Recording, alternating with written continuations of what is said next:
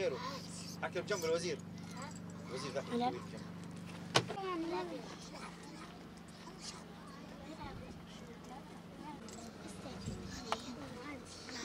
احنا من رأس العين، عمري 14 سنة، قاعدين بالمخيمة. مركز الثقافة والفن هو اللي علمني انه العب شطرنج. حبيت اتعلمها جدا. اول شيء ما كنت احب، كنت خايفة انه اتعلمها، بس بعدين تعلمتها ومن الاوائل يعني. رسم، شطرنج، دبش، يعني شاركت بكثير فرق، برميلان، ديريك، طلعنا كثير شاركنا بكثير حفلات يعني الحز بدي يعني بالمستقبل اني اطلع اكثر، يعني اتعلم كثير مهرجانات، اطلع على كثير حفلات، يعني اشارك بكل الصفات.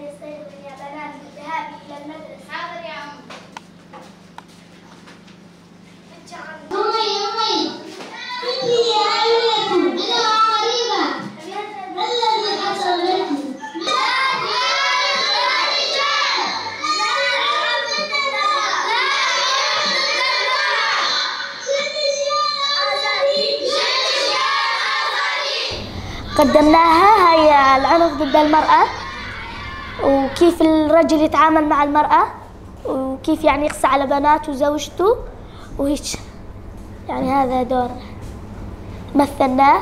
عمري 12، احنا من راس العين.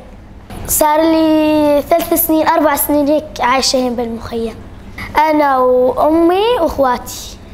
صار لي 3 سنين أجي على مركز الثقافة وجعل نتعلم، يعني نمثل أي شيء بدك إياه تلقيه، يعني نلقاه هنا، شطرنج، دبك، مسرح، أي شيء، أغاني، أي شيء بدك إياه تلقينه. مركز الثقافة. التمثيل، تمثيل، وأحب التمثيل يعني. جيت صار لي 3 سنين هنا أتدرب، برتاح كثير لما نجي لي هنا، وأظل أحب أظل أجي لي جاي لأنه أرتاح بالمركز الثقافي، أرتاح. نجي لي جاي فرحانين، بس يعني بدنا شوية اهتمام من المنظمات يعني على المركز الثقافي، لأنه ما قاعد يجيبوا لنا أي شيء.